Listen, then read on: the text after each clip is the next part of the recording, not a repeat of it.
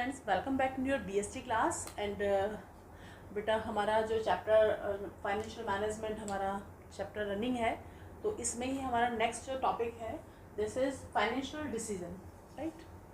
अब हम बात कर रहे हैं फाइनेंशियल डिसीजन के रिगार्डिंग, यानी कि एक फाइनेंस मैनेजर है, उसको फाइनेंशियल डिसीजन के रिगार्डिंग कौन कौन से जो इसके अंदर एलिमेंट है जिनको सोचकर उसको ये डिसीजन लेना होता है, कौन कौन से फैक्टर हैं जो इस डिसीजन को लेते समय ध्यान में रखने ज़रूरी हैं, उनके रिगार्डिंग हम डिस्कशन करेंगे। ओके, तो बेसिकली ये है क्या, it's related to determines the amount of fund to be raise from different sources of finance, यानी कि ये रिलेटेड है मतलब उस अमाउंट ऑफ, यानी कि ये है amount of fund to be raised from different sources, यानी कौन कौन से सोर्सेज हैं जिनसे हम अपने बिजनेस में अमाउंट रेज कर सकते हैं। Okay, this decision determine the overall, मतलब जो ये डिसीजन लिया जाएगा ना, ये जो डिसीजन लिया जाएगा ये ओवरऑल कॉस्ट ऑफ कैपिटल, यानी जो भी हम सोर्स ले रहे हैं कैपिटल के लिए,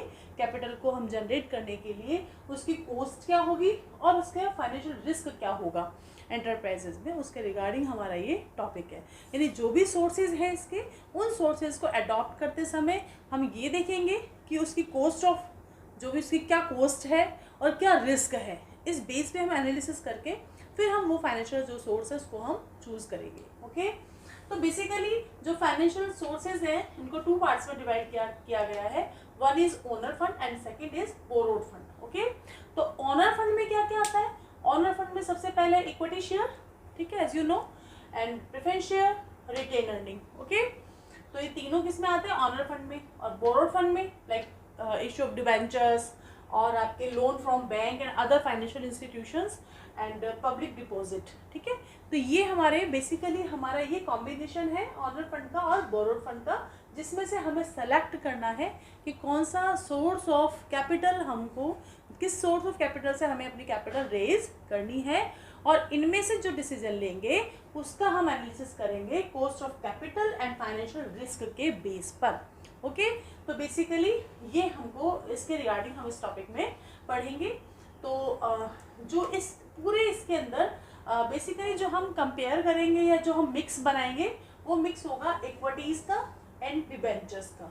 ओके, तो देखिए आप, financial manager need to determine a mix of both debt and equity. Basically हमारा जो कैपिटल स्ट्रक्चर है या जो हमारा जो फाइनेंशियल सोर्सेज है जिसमें हमको जो बिल्कुल डिफर करता है कॉस्ट ऑफ कैपिटल में और रिस्क में, वो है डिवेंचर और इक्विटीज, यानी इसी से हम मैक्सिमम जो अपना कैपिटल का अमाउंट है वो जनरेट करते हैं। ओके, तो यहाँ पर जो फाइनेंशियल मैनेजर है उसे यही मतलब एक्सपेक्ट किया जाता है कि वो एक मिक्स, किसका, डेट का और इक्विटी का एक मिक्स है, उसको मतलब उसको चूज करें। लाइक मिक्स से मतलब ये है कि कितना पार्ट इक्विटीज का हो, कितना पार्ट इसका हो, डिवेंचर्स का हो, डेट का हो, ताकि हम जो हमारा जो मेन मोटिव है in order to maximise return of share holder, क्योंकि हमारा जो मेन मोटिव क्या है, शेयर होल्डर्स की वेल्थ को मैक्सिमाइज करना। ओके, ताकि हम इस ऑब्जेक्ट को अपना पूरा कर सकें। ओके, तो एक तो चीज है ये, राइट। सेकेंड है financial risk refer to inability of a business to meet fix financial obligation, यानी कि कॉस्ट तो हम देख लेंगे कि क्या कॉस्ट इसकी होगी, लेकिन फाइनेंशियल रिस्क क्या है? फाइनेंशियल रिस्क वो है, ये हम किसी भी बिजनेस की इनकैपेबिलिटी को शो करता है जिसमें वो अपने fixed obligation like payment of loan, है ना, या फिर payment of interest on loan, यानी कि आपका लोन है, यदि उसका कोई इंस्टॉलमेंट बना हुआ है, आपको हर एक फिक्स पीरियड के बाद एक इंस्टॉलमेंट पे करनी है, तो this is our fixed obligation, right. तो इंटरेस्ट के साथ उस फिक्स्ड ऑब्लिगेशन को देना भी आपकी ड्यूटी है। यदि आप इसमें इनकैपेबल होते हो तो दिस इज फाइनेंशियल रिस्क, ये क्या हो जाएगा, बिजनेस के लिए फाइनेंशियल रिस्क हो जाएगा, जिसके लिए काफ़ी ज़्यादा मतलब इसका नेगेटिव इफेक्ट हमारी कंपनी पर भी आ सकता है। तो बेसिकली अब हमको जो हमारा मेन जो पार्ट है वो है डेट एंड इक्विटी, इसका हमें कॉम्बिनेशन लेना है। ओके, डेट एंड इक्विटी का कॉम्बिनेशन हमें लेना है। तो बेसिकली हमें डेट को ज़्यादा चूज करना चाहिए या इक्विटीज को ज़्यादा चूज करना चाहिए। This is depend on these factors, यानी कि ये फैक्टर डिसाइड करेंगे कि हमको किस सोर्स से ज़्यादा हमारा जो फंड है वो हमें कलेक्ट करना चाहिए। तो फर्स्ट ऑफ ऑल हम देखते हैं कोस्ट, है ना। कोस्ट से क्या मतलब है? कोस्ट का मतलब है रिटर्न ऑन इन्वेस्टमेंट,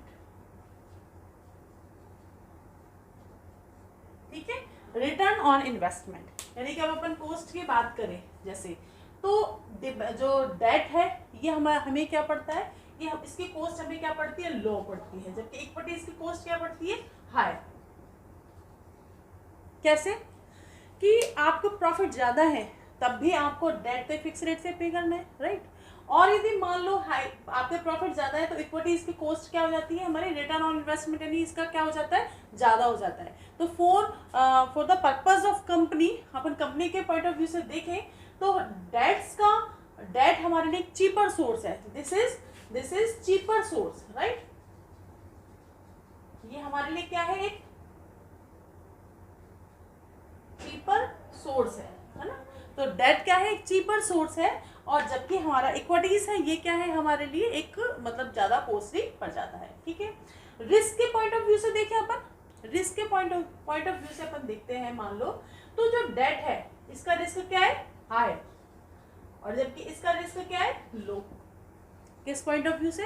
यदि डेट का इंटरेस्ट फिक्स टाइम पर पे नहीं किया जाए या उसके लोन की इंस्टॉलमेंट टाइम से पे नहीं की जाए तो डेट जो डिबेंचर होल्डर्स हैं इनके पास ये राइट है कि ये जाकर हमारे अगेंस्ट कोई लीगल एक्शन ले सकते हैं, हमारी कंपनी के अगेंस्ट, हमारी कंपनी का वाइंड अप भी करा सकते हैं। तो इस पॉइंट ऑफ व्यू से they are risky, highly risky.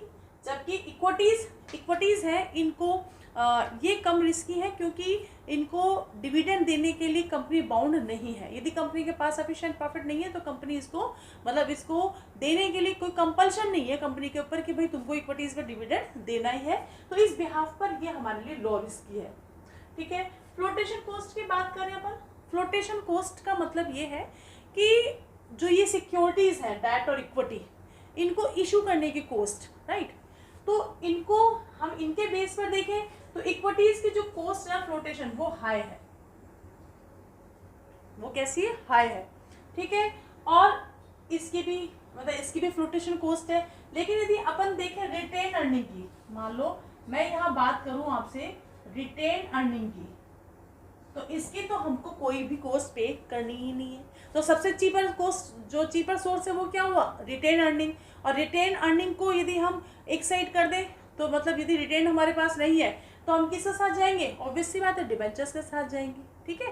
तो यहाँ पर हम फ्लोटेशन कॉस्ट में ये देखेंगे कि किसकी मतलब फ्लोटेशन कॉस्ट किसकी कम है, तो उस बेस पर किसकी कम है? रिटेन अर्निंग की।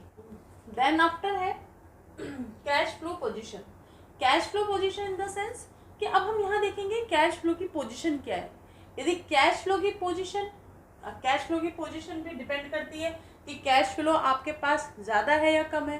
Cash flow in the sense कि मान लो आपका प्रॉफिट ज़्यादा है और उसके अकॉर्डिंगली मतलब वो कैश में कन्वर्ट है, यानी कि आपकी जो आपका प्रॉफिट है उसका मैक्सिमम पार्ट कैश में है, ठीक है। तो आपका कैश फ्लो क्या है? हाई। और अदरवाइज आपका प्रॉफिट ज़्यादा है पर मे बी आपका कैश फ्लो कम है। यदि आपके पास आपका कैश फ्लो मतलब अकॉर्डिंग टू प्रॉफिट आपका कैश फ्लो भी अच्छा है तो आपकी पेइंग कैपेसिटी और ज़्यादा बढ़ जाती है, राइट। यानी कि आप अपने जो फिक्स ऑब्लिगेशन है उनको टाइम पर पे करने के लिए कैपेबल हो, then you have to go with debentures, right.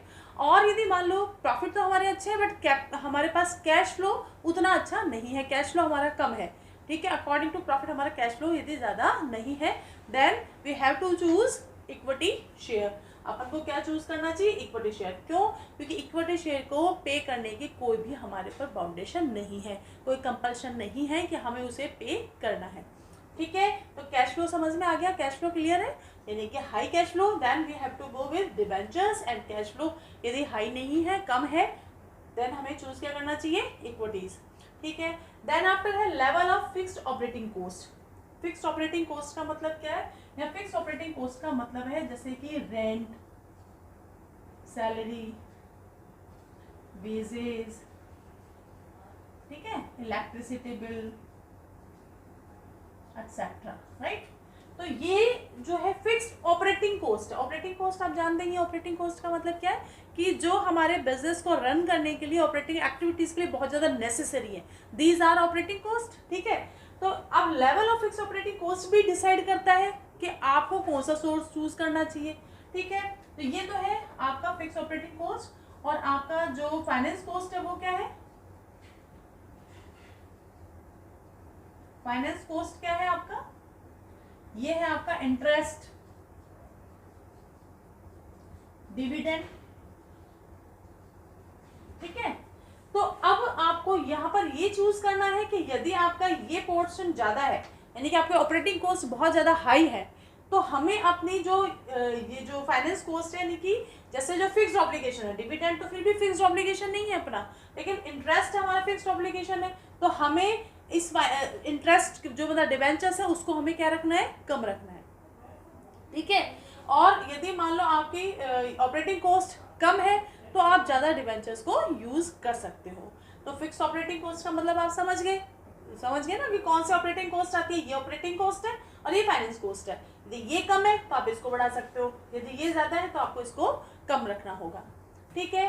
Then after हम बात करते हैं कंट्रोल कंसिडरेशन की। कंट्रोल कंसिडरेशन मीन्स कि यहाँ पर जो कंट्रोल का पॉइंट ऑफ व्यू है, तो ऑब्वियस सी बात है कंट्रोल किसका? इक्विटीज का, डिबेंचर्स का तो होता ही नहीं है। डिबेंचर्स को राइट नहीं है कि वो कंपनी के जो भी वर्किंग है उसमें जाकर किसी भी तरह का इंटरफेयर करे, राइट। तो उस बेस पर हम कह सकते हैं क्या कि कंट्रोल कंसिडरेशन के अकॉर्डिंगली, यानी कि डिबेंचर्स हमारे लिए ज़्यादा सूटेबल है। क्यों? क्योंकि नंबर ऑफ इक्विटीज बढ़ाएंगे तो उनका कंट्रोल कंपनी की जितनी भी ऑपरेटिंग एक्टिविटीज़ है उस पर बढ़ जाएगा, इंटरफेयर ज़्यादा बढ़ जाएगा इक्विटीज़ का, राइट। तो उस कंडीशन में जो कंपनी के नॉर्मल जो एक्टिविटीज़ है, जो डिसीजन है, या फिर उनके जो भी मतलब स्ट्रेटेजी है उसको उनको रन करने में थोड़ी सी प्रॉब्लम आती है यदि नंबर ऑफ इक्विटीज़ बढ़ जाते। क्यों? क्योंकि उनका कंट्रोल भी बढ़ जाता है, क्योंकि इनको पावर है, इक्विटी शेयर होल्डर को पूरा पावर है कि वो हर चीज़ में अपना इंटरफेयर कर सकते हैं, क्योंकि दे आर एक्चुअल ओनर, है ना। तो इस बेस पर यदि देखें कंट्रोल कंसिडरेशन के बेस पे, तो हमें नंबर ऑफ इक्विटीज़ को क्या रखना है? कम रखना है, लिमिटेड रखना है, हमें उनको इंक्रीज नहीं करना है। और डिबेंचर्स के साथ हम जा सकते हैं फिर, ओके। तो हम किसके साथ? अकॉर्डिंग टू दिस फैक्टर हमें कौन सा सोर्स चूज करना चाहिए? डेट चूज करना चाहिए। इसके बाद है स्टेट ऑफ कैपिटल मार्केट, ठीक है। स्टेट ऑफ कैपिटल मार्केट, इसमें दो कंडीशन है कैपिटल मार्केट की। एक तो है कैपिटल मार्केट की दो कंडीशन है, एक तो है bullish and second is bearer, ठीक है। बुलिश को बोलते हैं हाई और बियरर को बोलते हैं पर लो, ठीक है। तो अब यहाँ पर इसको बियरर नहीं बोलते, बियरिश बोलते हैं इसको, एक सेकंड, बियरिश, BEARISH। तो स्टेट ऑफ कैपिटल मार्केट, यदि कैपिटल में कैपिटल का जो पोजीशन है वो हाई है, यानी बुलिश है, मान लो आपका कैपिटल, ठीक है। बुलिश इन द सेंस कि कैपिटल आपका कैसा है? हाई है आपका। तो capital high in the sense कि जो शेयर्स है उस शेयर्स के रेट क्या हो रही है? इंक्रीज हो रही है। तो यदि मान लो कैपिटल मार्केट हाई है तो शेयर की रेट इंक्रीज हो रही है, यानी किसकी इंक्रीज हो रही होगी? इक्विटी शेयर्स की, जाहिर सी बात है। तो इन्वेस्टर है वो किस में पैसा लगाना पसंद करेंगे? इक्विटीज में। तो कंपनी के लिए इक्विटी सिक्योरिटी को सेल करना ज़्यादा इजी होगा इन स्पाइट ऑफ डिबेंचर्स, ठीक है। अब यहाँ पर मान लो यदि मान लो आपका जो कैपिटल मार्केट है वो लो जा रहा है, यानी कि बेयरिश है, मान लो लो जा रहा है, लो इन द सेंस कि प्रॉफिट ज़्यादा नहीं है, शेयर्स का रेट ज़्यादा इंक्रीज नहीं हो रहे, तो इन्वेस्टर सेफ इन्वेस्टमेंट चाहता है तो वो किस में प्रेफर करेगा? डिबेंचर्स में प्रेफर करेगा इन्वेस्ट करना, ठीक है। तो उस टाइम पे कंपनी के लिए इक्विटीज को सेल कर पाना उतना इजी नहीं होगा जितना वो डिबेंचर को इशू कर सकते हैं। तो यानी कि डिपेंड करता है कैपिटल मार्केट पे कि वो इक्विटी से पैसा कलेक्ट कर सकते हैं या फिर डिबेंचर से पैसा कलेक्ट कर सकते हैं। तो यानी state of capital market decide करेगा कि हम कौन सी सिक्योरिटी से ज़्यादा पैसा कलेक्ट कर सकते हैं। तो these are factors which is decided financial decision, ठीक है, on the base of cost of capital and as well as financial risk, ठीक है। तो यहाँ हम जो कॉम्बिनेशन पढ़ेंगे वो किसका पढ़ेंगे, डिबेंचर्स का और इक्विटीज का। इनफैक्ट हमारे पूरे लेसन में जो कॉम्बिनेशन है वो हम इसी को पढ़ेंगे, डिबेंचर और इक्विटीज का। तो उसके बेस पर ही डिसीजन लिया जाएगा कि किस सोर्स से ज़्यादा पैसा कलेक्ट किया जाए। आप वीडियो को पॉज करें, सारे ये टॉपिक्स को आप नोट डाउन करें, देन आफ्टर अपन नेक्स्ट डिसीजन पर आते हैं। ओके, देन नेक्स्ट हमारा जो डिसीजन है दिस इज डिविडेंड डिसीजन। ठीक है, ये भी बहुत ही इम्पॉर्टेंट डिसीजन है और मैनेजर के सामने उनके सामने एक बहुत बड़ा इस चीज़ का एक ये समझो चैलेंज है कि वो इस डिविडेंड डिसीजन को कितना बेहतर तरीके से वो ले सकते हैं, यानी कितना बेस्ट वो ले सकते हैं। एक्चुअली जो डिविडेंड डिसीजन है this is relates to disposal of profit, यानी कि ये जो प्रॉफिट है ना, उस प्रॉफिट का मतलब ये उस प्रॉफिट के रिगार्डिंग है कि उस प्रॉफिट को कैसे हम अलॉट करें, कैसे हम डिस्ट्रीब्यूट करें। ठीक है, तो basically it's involve a decision about the proportion of profit which is to be distributed among the share holder, यानी कि वो इसका जो इसका रिलेशन है इस डिसीजन का वो है प्रॉफिट का वो पार्ट जो शेयर होल्डर में डिस्ट्रीब्यूट किया जाएगा। ठीक है, और as well as which is to be distributed among the shareholder and the proportion of profit which is to be retained for the meeting future requirements just like a growth expansions etc. है ना। तो ये जो dividend decision है ये किससे relate किया इसने, एक तो है डिस्ट्रीब्यूटेड अमंग द मतलब प्रॉफिट का वो पार्ट जो डिस्ट्रीब्यूट होगा शेयर होल्डर के बीच में, और वो पार्ट जो रिटेन किया जाएगा for the meeting of future requirement, जो फ्यूचर की रिक्वायरमेंट उसको मीट करने के लिए कितना पार्ट रिटेन रखा जाएगा। लाइक जैसे ये प्रॉफिट है, इस प्रॉफिट को हमने 2 पार्ट में डिवाइड किया, एक तो proportion of profit is to be distributed as dividend and proportion of profit is to be retain. ठीक है, तो ये जो परसेंटेज है इसको डिसाइड करना यही क्या है, डिविडेंड डिसीजन है। राइट, जैसे सपोज करो किसी कंपनी का 100% का प्रॉफिट हुआ, राइट, अब इस 100% के प्रॉफिट में यानी कि 60% यदि हम डिस्ट्रीब्यूट कर दें और 40% को हम रिटेन करें, तो ये डिसीजन लेना ही ये क्या है, डिविडेंड डिसीजन है।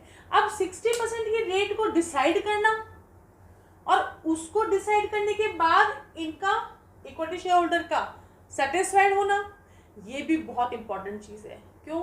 क्योंकि जब हमको पता होता है कि ये प्रॉफिट हमारा है तो हम उसमें किसी भी तरह का हम उसकी कमी हम उसको टॉलरेट नहीं करते, यानी हमें फिर वो 100% चाहिए।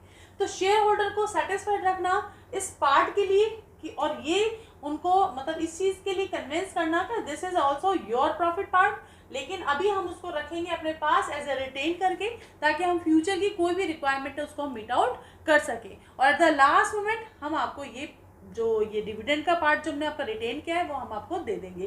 तो इस चीज़ के लिए एग्री करना ये अपने आप में बहुत बड़ा चैलेंज है फाइनेंशियल मैनेजर के सामने। ठीक है, तो अब इस पार्ट को यानी इस डिसीजन को लेने के लिए 60% को डिसाइड करने के लिए और इसको रिटेन करने का जो इसका डिसीजन लेने के लिए क्या क्या ऐसे फैक्टर हैं जिनको माइंड में रख कर जो फाइनेंशियल मैनेजर है उसको ये डिसीजन लेना होता है, हम लोग इस पर डिस्कस करेंगे। ठीक है, तो फर्स्ट है अर्निंग। अब यहाँ पर हम बात कर रहे हैं शेयर होल्डर के डिविडेंड की। तो जो शेयर होल्डर का डिविडेंड है या तो ये हाई हो सकता है या फिर ये लो हो सकता है। ठीक है ना, तो इसके रिगार्डिंग हम बात करेंगे। तो फर्स्ट है अर्निंग। ठीक है, यहाँ जो अर्निंग है ना, इस अर्निंग का जो इसका वो है, इस अर्निंग का जो मीनिंग है वो करंट ईयर प्रॉफिट प्लस आपके पास्ट के जो रिजर्व है, ठीक है, जो आपने पहले का जो प्रॉफिट रिटेन करके रखा हुआ है उसके अकॉर्डिंगली हम डिसाइड करते हैं। अब हमको ये रेट ज़्यादा से ज़्यादा रखनी है, क्यों? ताकि हमारा जो हमारे जब मार्केट में कैपिटल मार्केट पे भी हमारे लिए एक पॉजिटिव साइन जाता है यदि हमारे शेयर्स की रेट बढ़ती है तो। इसके अलावा हमारा जो शेयर होल्डर है वो भी सेटिस्फाइड रहता है। ठीक है, तो हमको इसको भी ज़्यादा ही मेंटेन करके रखना है। राइट, तो अब अर्निंग यानी आपके पास करंट ईयर का प्रॉफिट अच्छा है, साथ में आपके पास कुछ मतलब हमारे पास जो पास्ट में रिजर्व है, रिटेन किया हुआ प्रॉफिट है, तो हम हाई रेट से अपने शेयर होल्डर को का डिविडेंड हम पे कर सकते हैं। अदरवाइज हमको अपना डिविडेंड की रेट को क्या रखना पड़ेगा, लो रखना पड़ेगा। समझे? यानी करंट ईयर का प्रॉफिट आपका हाई है, रिजर्व में भी आपके पास सरप्लस में पैसा ज़्यादा है, तो आप हाई रेट से डिविडेंड पे कर सकते हैं। इसके बाद है स्टेबिलिटी ऑफ अर्निंग, राइट, यानी कि आपकी जो अर्निंग का रेट है, यानी आपका जो रेट ऑफ रिटर्न है आपके कंपनी का, यदि वो फ्लक्चुएट नहीं है, यानी कि यदि वो स्टेबल है या फिर वो ग्रोइंग स्टेज पर है, तो भी आप हाई रेट पर डिविडेंड पे कर सकते हो, समझे? यानी कि स्टेबल है तो भी आप उसको एक फिक्स रेट से या हाई रेट से आप पे कर सकते हो, राइट। तो आप कॉन्स्टेंटली अपनी जो अर्निंग है उस जो रेट है डिविडेंड की उसको आप हाई कर सकते हो अकॉर्डिंग टू योर अर्निंग। तो वो डिपेंड करता है कि आपकी अर्निंग में स्टेबिलिटी कितनी है। बहुत ज़्यादा फ्लक्चुएट होती है देन आप नहीं कर सकते, तो आपको रेट को क्या रखना पड़ेगा, लो रखना पड़ेगा।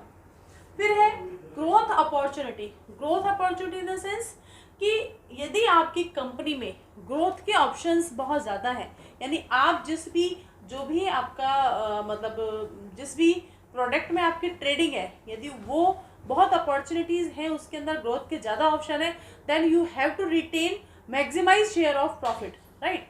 और यदि मान लो आपके पास इतना ज़्यादा नहीं है, एक सिंपल वे में आपका बिजनेस है और अपॉर्चुनिटी के ऑप्शंस है लेकिन बहुत ज़्यादा नहीं है, तो आप अपने डिविडेंड की रेट को हाई कर सकते हो। And this is depend on your growth opportunities कि आपके पास जो आने वाली अपॉर्चुनिटीज़ है वो कितनी है।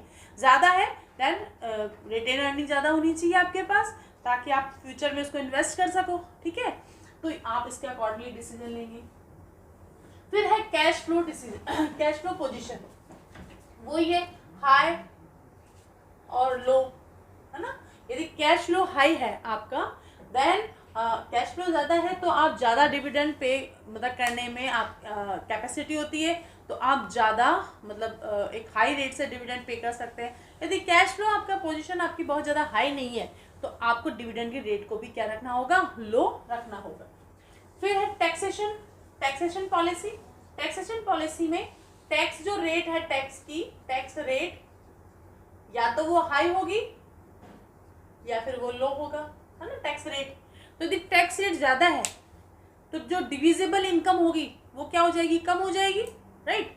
तो डिविजिबल इनकम कम हो जाएगी, तो फिर अपन को रेट को भी क्या रखना पड़ेगा, कम रखना पड़ेगा, ठीक है। यदि टैक्स रेट हाई है तो हमारा डिविडेंड की रेट क्या हो जाएगी, कम हो जाएगी, और टैक्स रेट लो है तो डिविडेंड की रेट क्या हो जाएगी, हाई हो जाएगी।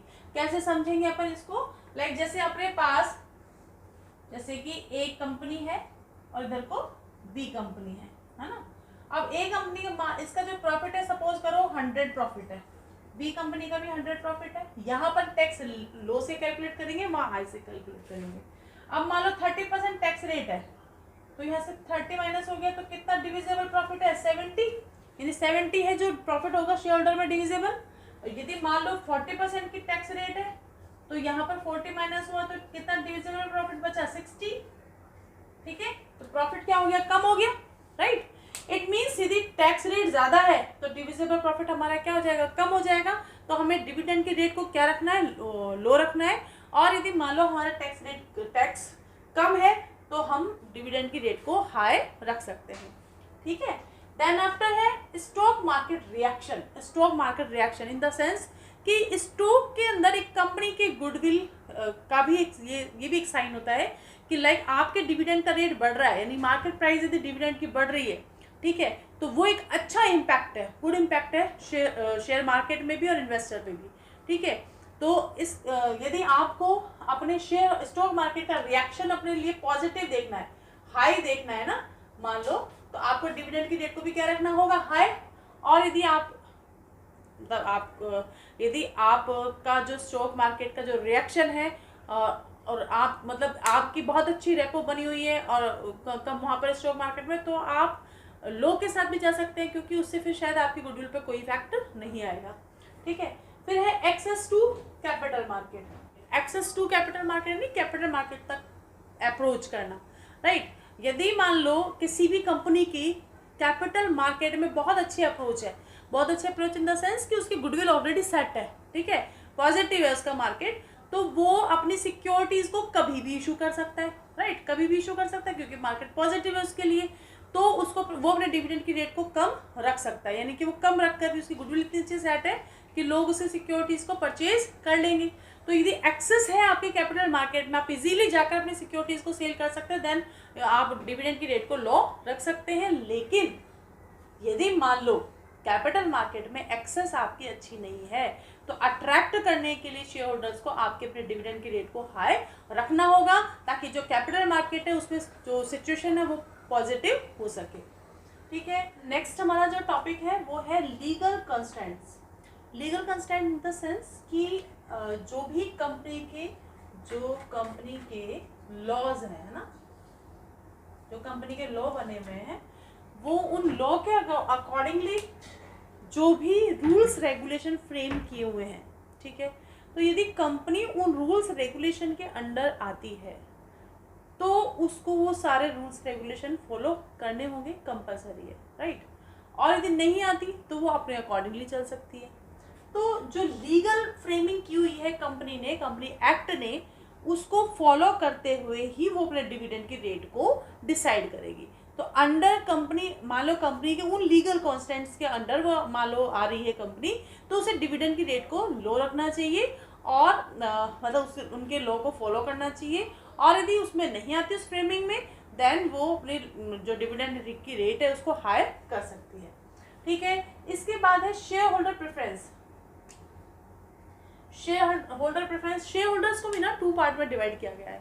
एक तो पोटेंशियल शेयर होल्डर है और एक ऐसे शेयर होल्डर होते हैं जो कि अपनी मतलब एक अपनी जो शेयर्स पे जो भी वो प्रॉफिट अर्न करते हैं वो उसको विड्रॉ कर लेते हैं। ठीक है, जैसे potential investor in the sense कि लाइक जैसे मेरा शेयर है, मान लो शेयर का रेट, मान लो मैं इन्वेस्टर हूँ, मेरा शेयर का रेट मान लो इंक्रीज होता है, ठीक है, तो मैं वापस से उसी पैसे को कंपनी में इन्वेस्ट कर देती हूँ, तो वो पोटेंशियल इन्वेस्टर होते हैं, यानी कि पैसे को निकालते नहीं है और ये सोचते हैं कि हाई रेट पर, जब भी मतलब हाई रेट की वो उनकी एक्सपेक्टेशन हाई होती है तो वो वेट करते हैं प्रॉफिट के और ज़्यादा हाई होने की, है ना। और एक ऐसे होते हैं जो रेगुलर इनकम अपनी विड्रॉल करते रहते हैं। ठीक है, तो शेयर होल्डर की प्रेफरेंस को देखते हुए, जैसे जो हाई एक्सपेक्टेशन है जिसकी, तो उनको देखते हुए इनको डिविडेंड की रेट को क्या करना होगा, हाई करना होगा यदि उस शेयर होल्डर को वो देखें तो। और ऐसे शेयर होल्डर जो रेगुलर अपनी इनकम को विड्रॉल करते हैं, यदि वो ज़्यादा है, number of this type of shares ज़्यादा है, तो उनको डिविडेंड की रेट को लो रखना होगा। एक लास्ट और है contractual constants,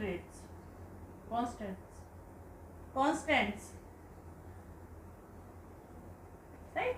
contractual constant in the sense कि यहाँ पर जो हम बात कर रहे हैं ना कॉन्ट्रेक्चुअल कॉन्स्टेंट्स के अंदर, तो हम यहाँ बात कर रहे हैं, एक तो हम इक्विटीज की बात कर रहे हैं और यहाँ पे बात कर रहे हैं डिवेंचर्स की, है ना, या फिर अपन यूं समझो लोन की बात कर रहे हैं और ये है लेंडर।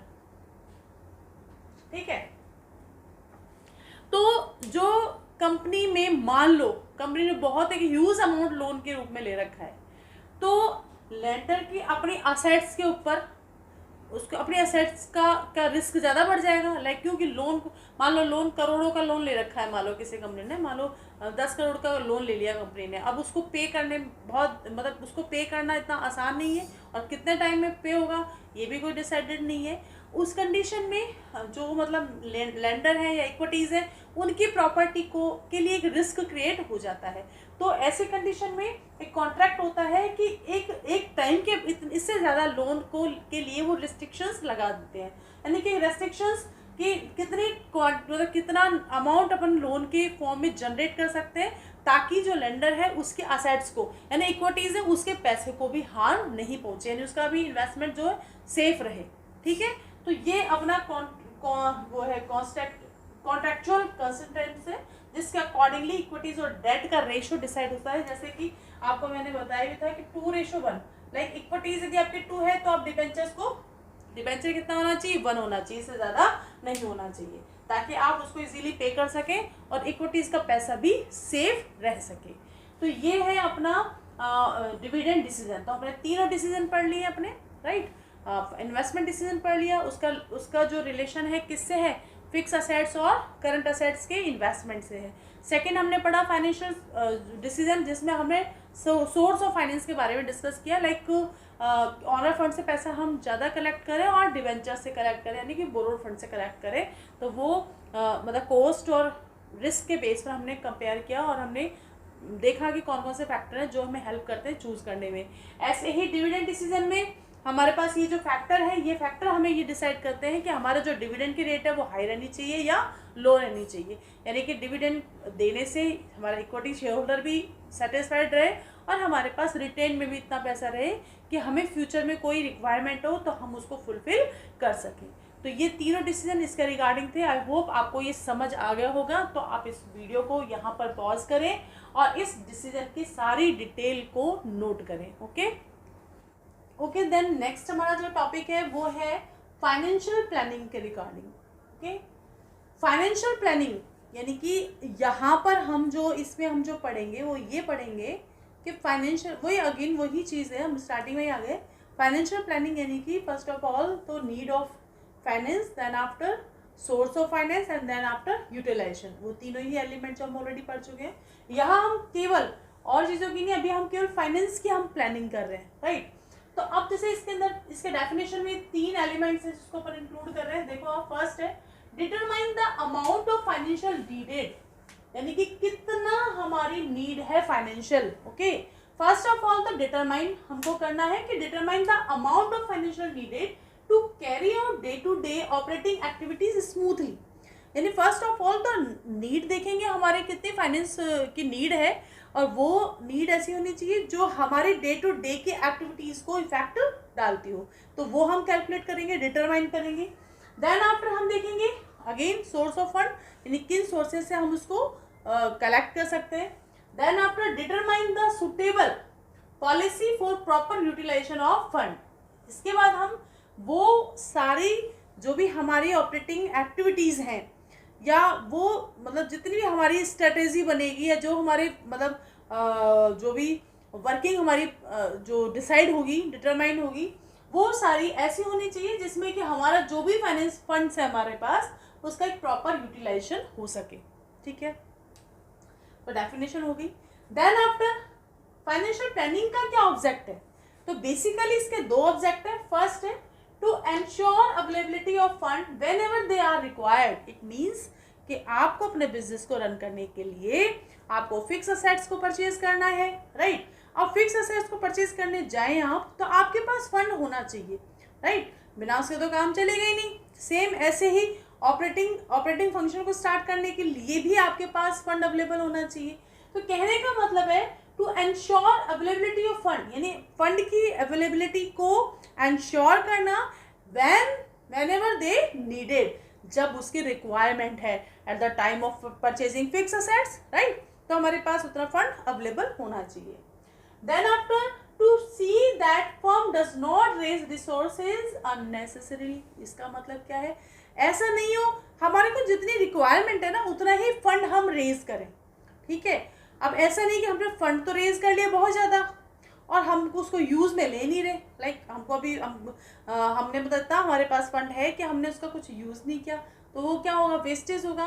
और इसी पॉइंट के बेस पर ही हम ये कहते हैं कि हमको ये देखना है कि हमारा कोई भी फंड अननेसेसरी हमारे पास नहीं हो फर्म में, यानी कि हम उसको यूटिलाइज करें कहीं ना कहीं। लाइक जैसे कैश भी यदि मेरे पास सरप्लस में है तो मैं उसको भी कहीं ना कहीं री इन्वेस्ट कर दूं ताकि उसकी प्रोडक्टिविटी इनहेंस हो सके, राइट। तो फर्स्ट तो है जो फंड की अवेलेबिलिटी को इंश्योर करना। सेकंड कि अननेसेसरी फंड रेज नहीं किया हो, यानी कि वेस्टेज नहीं हो बिजनेस के अंदर, मतलब पड़ा हो अनयूजफुल पड़ा हुआ है, कुछ यूज़ नहीं आ रहा, तो उसकी प्रोडक्टिविटी क्या हो जाएगी? खराब हो जाएगी, ख़त्म हो जाएगी। तो ये चीज़ इसका जो मेन ऑब्जेक्ट है फाइनेंशियल प्लानिंग का, ये बेसिकली 2 ऑब्जेक्ट है इसके। ओके, देन आफ्टर अपन बात करते हैं इम्पोर्टेंस की। इम्पोर्टेंस क्या है इसकी? फर्स्ट है फाइनेंशियल प्लानिंग की इम्पोर्टेंस का पार्ट है make the firm better prepare to face future.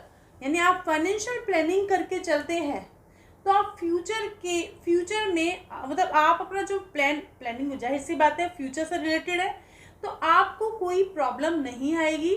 आपको पता भी होगा, और क्योंकि सडनली हमको कोई बात पता चले तो हम कहाँ से फंड रेज करेंगे।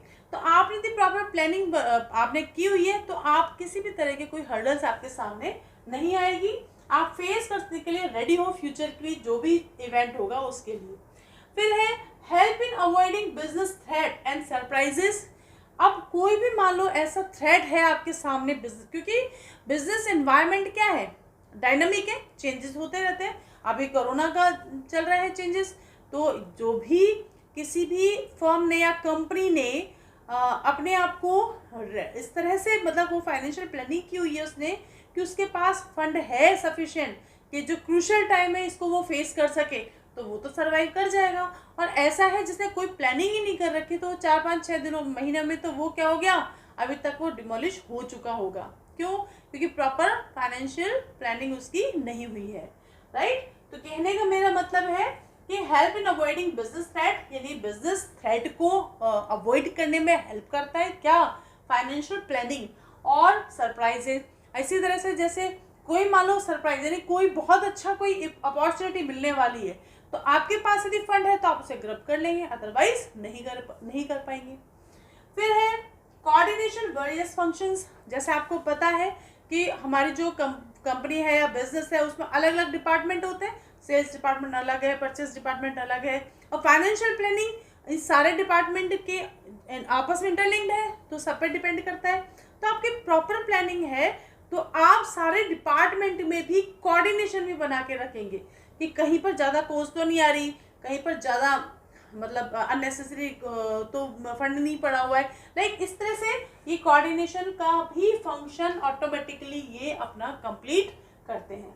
Proper utilisation of fund, obvious सी बात है, इसका इंपॉर्टेंस तो है ही कि आप यदि मतलब इसका प्लानिंग करने का मतलब यही होता है कि अननेसेसरी कुछ हो रहा है तो उसको रोका जाए, और कोई मतलब कोई ऐसा मतलब रिक्वायर्ड कहीं पर मान लो खर्चा करना है तो वो भी मतलब अवॉइड नहीं हो।